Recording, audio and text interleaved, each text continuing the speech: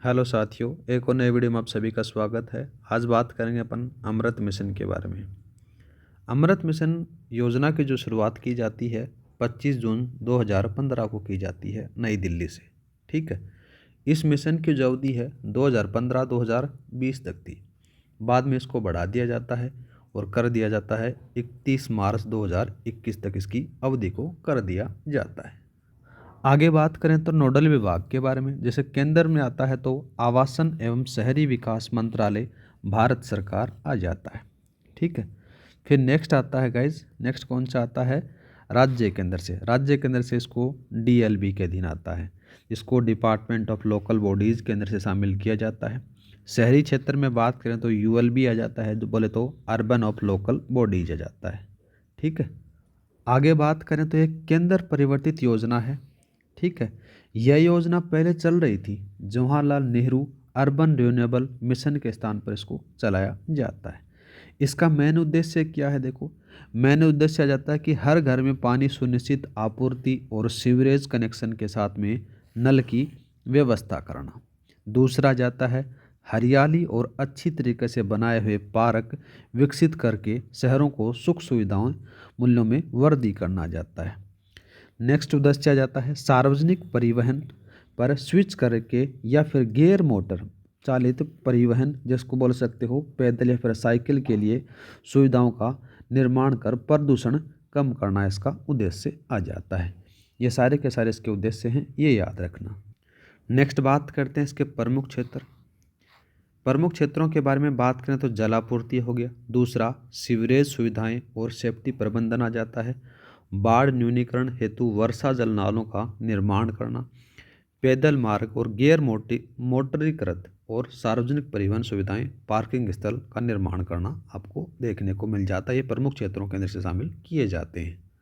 एक बात और बता दूं, ये योजना है ये ईओआरओ वालों के लिए बहुत ज़्यादा इंपॉर्टेंट है। अपन एक योजना कंप्लीट कर चुके हैं, धीरे धीरे जैसे हिसाब से टाइम मिलेगा अपन ईओआरओ वालों के अंदर से जितनी भी योजनाएं दे रखी हैं, 3-4 योजनाएं हैं, वो सारी अपन कंप्लीट चर्चा करेंगे। थोड़ा धैर्य बनाकर रखिए।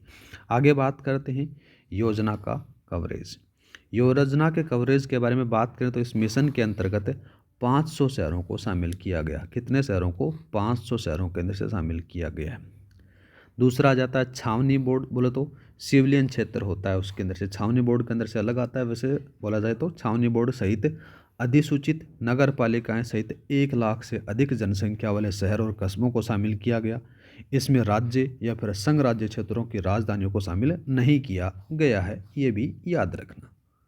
आगे आता है हृदय योजना के अंतर्गत शहरी विकास मंत्रालय के द्वारा विरासत शहरों के रूप में वर्गीकृत सभी शहर और कस्बों को शामिल किया गया।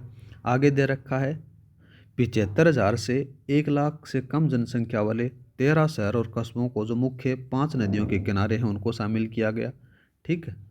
आगे आता है पर्वतीय शहरों, द्वीप समूह और पर्यटन स्थलों में 10 शहरों को, जिसमें से प्रत्येक राज्य में से 1 से अधिक शहर नहीं हैं, ये भी याद रखना।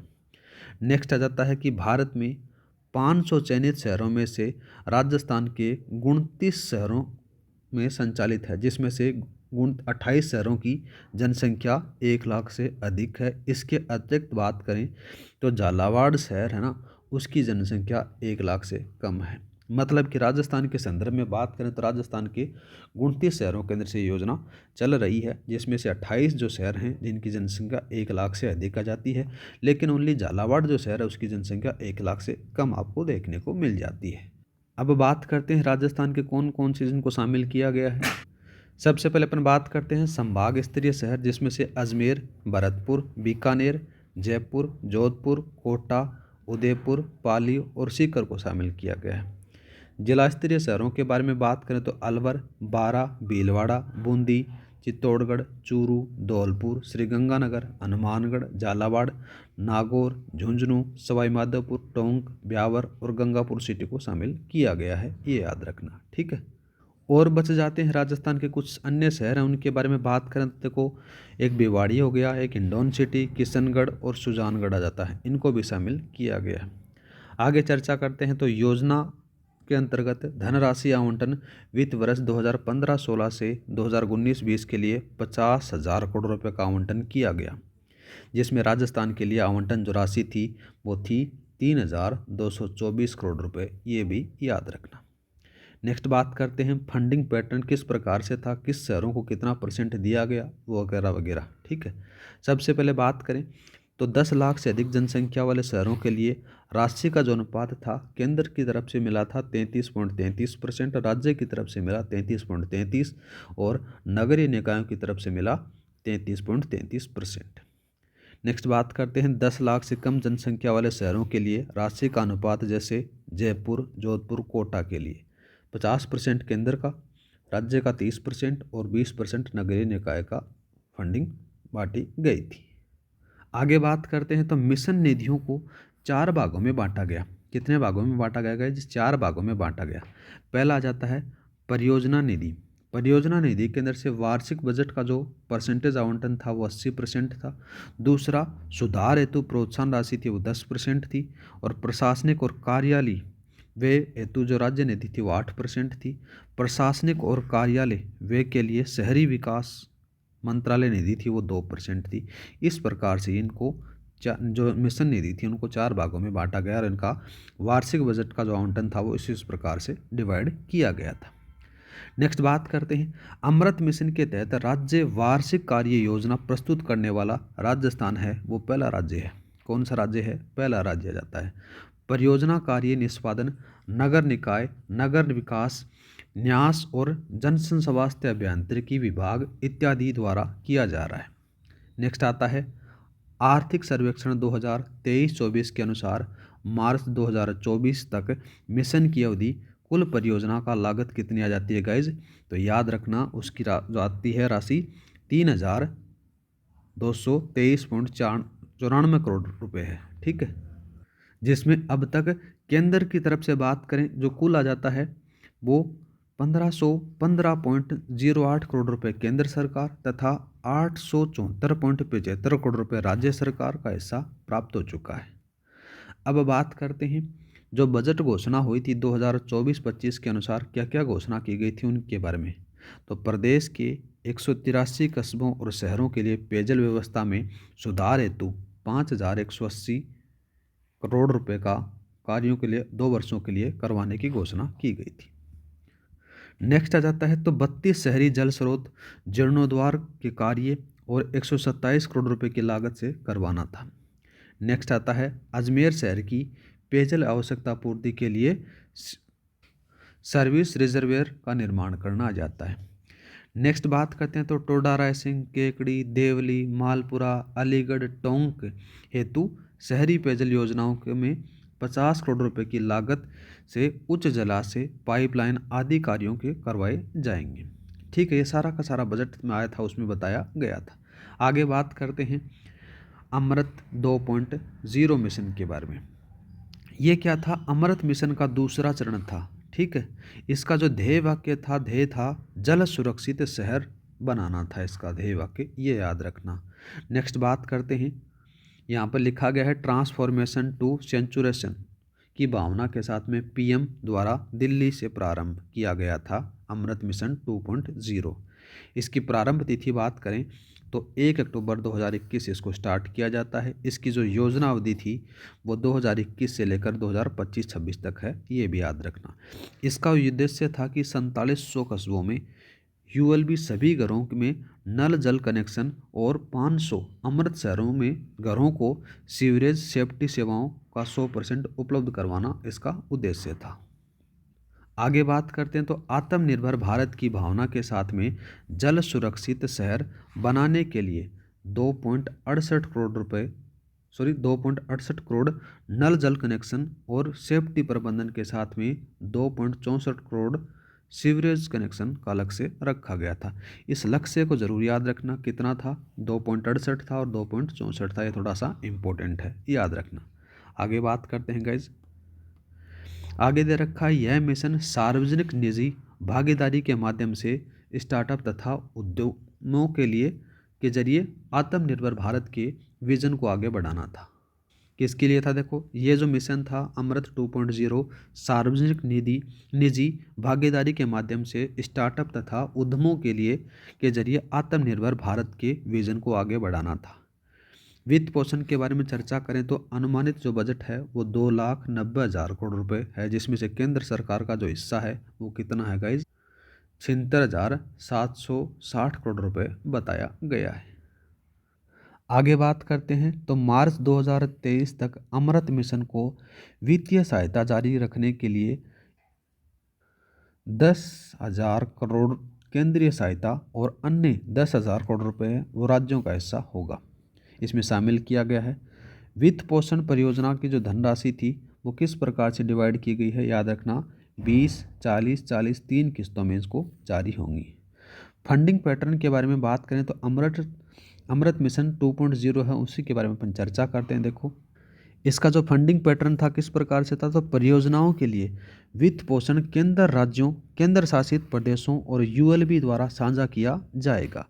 यूएलबी के लिए विभिन्न वर्गों के लिए केंद्रीय हिस्सा निम्न अनुसार होगा। वो किस प्रकार से है, देखो यूएलबी के बारे में बात करें तो केंद्र शासित प्रदेशों में केंद्रीय जो हिस्सा होगा 100% होगा। उत्तर पूर्वी राज्यों जैसे हिमालय राज्य हैं उसमें 90% होगा केंद्र सरकार का, और 1 लाख से कम जनसंख्या वालों के लिए 50% होगा, और 1 लाख से 10 लाख तक की जनसंख्या वालों के लिए जो केंद्र सरकार का जो हिस्सा होगा वो 33.33% होगा, और जो 10 लाख से ज़्यादा हैं उनके लिए कितना होगा गाइज, 25% हिस्सा होगा केंद्र सरकार का। आगे बात करते हैं तो राज्य सरकार के हिस्से का 10% हिस्सा संबंधित नगर निकाय वहन किया जाएगा। नेक्स्ट लिखा गया है नोट में, मिशन में 10 लाख से ज़्यादा आबादी वाले शहरों के लिए आवंटित धनराशि में 10% पीपीपी मोड कार्यान्वयन अनिवार्य होंगे। ठीक है, कार्यविधि किस प्रकार से होगी उन्हीं के बारे में बात करें। कार्यविधि के बारे में बात करें तो शहरों के अंदर से MOHUA के अंदर के मिशन में पोर्टल पर online city water balance plan, जिसमें से CWBP जमा करता है। इसका उद्देश्य आ जाता है, देखो किस प्रकार से। MOHUA के बारे में बात करें तो Ministry of Housing and Urban Affair आ जाता है। ठीक है, इसके अंदर से क्या होगा, सबसे पहले ये आएगा और बाद में आ जाता है तो जल की उपलब्धता और जल की मांग आपूर्ति की स्थिति को ये बताएगा। फिर तीसरा जो स्टेप आता है सिटी वाटर एक्शन प्लान यहाँ पर तैयार किया जाएगा, और बाद में आ जाता है गाइज यहाँ पर नीचे वाला ये आ जाता है स्टेट वाटर एक्शन प्लान आ जाता है। नेक्स्ट बात करते हैं मिशन का सुधार एजेंडा क्या क्या रहेगा। गैर राजस्व पानी, लीकेज पानी, ठीक है, लीकेज पानी को 20% से नीचे लाना इसका एजेंडा रहेगा, और इस्तेमाल या फिर उपयोग में किए हुए पानी को रिसाइकलिंग करना जाता है। रिसाइकलिंग करके शहर की कुल पानी की मांग का 20% और राज्य स्तर पर औद्योगिक पानी की मांग का 40% पूरा करना है इसका उद्देश्य। नेक्स्ट बात करते हैं नल से पानी की सुविधा में 24 घंटे यहाँ पर जल आपूर्ति जाती है, और जल स्रोतों का नवीनीकरण जाता है, और शहरों के GIS आधारित मास्टर प्लान व कुशल नगर नियोजन आ जाता है। ये सारे के सारे क्या आ जाते हैं गाइज, मिशन के सुधार के एजेंडे हैं जिन पर अपन चर्चा कर रहे हैं। एक एजेंडा और आ जाता है, उसके बारे में अपन चर्चा करें तो शहरों की क्रेडिट रेटिंग और म्युनिसिपल बॉन्ड जारी करने की धनराशि जुटाना जाता है। वर्तमान स्थिति के बारे में बात करें तो वर्तमान स्थिति 2.0 के बारे में क्या बताता है, राजस्थान इकोनॉमिक सर्वे 2023-24 के अनुसार अमृत 2.0 योजनागत सीवरेज जल निकायों के जीर्णोद्धार और जलापूर्ति के कार्य करवाए जाने हैं। इसके लिए केंद्रीय सहायता कितनी आ जाती है, 3,552 करोड़ रुपए है, और 31 शहरी निकायों के लिए कितनी आ जाती है गाइज, यहाँ पर याद रखना 5,341.57 करोड़ रुपए की लागत से 38 सीवरेज परियोजनाओं को मंजूरी दी गई है, जिसमें से 37 हैं वो कार्यों को आवंटित किया जा चुका है। नेक्स्ट बात करते हैं, नेक्स्ट यहाँ पर आ जाता है, देखो वर्तमान स्थिति के अंदर से 31 मार्च 2024 तक 401.74 करोड़ रुपए के कार्य निष्पादित किए जा चुके हैं। इन कार्यों के तहत 4.87 लाख घरों में सीवरेज कनेक्शन प्रदान करके लगभग कितने आ जाते हैं गाइज, 24.35 लाख लोगों को लाभ मिलेगा। जल निकायों और हरित क्षेत्रों को पुनरुद्धार के लिए 229.23 करोड़ रुपए की लागत से 56 कार्यों को मंजूरी दी गई है, जो 31 मार्च 2024 तक कितने आ जाते हैं गाइज, यहाँ पर 58.83 करोड़ रुपए का कार्य पूर्ण हो चुका है। ये वर्तमान स्थिति आ जाती है अमृत मिशन 2.0 के बारे में। इस प्रकार से आज आपकी जो अमृत मिशन योजना है वो कंप्लीट हो जाती है। क्लास अच्छी लगी तो लाइक और सब्सक्राइब करना न भूलें। इसी प्रकार से अपन यूआरओ की जितनी भी योजनाएं हैं उनके बारे में अपन चर्चा करेंगे।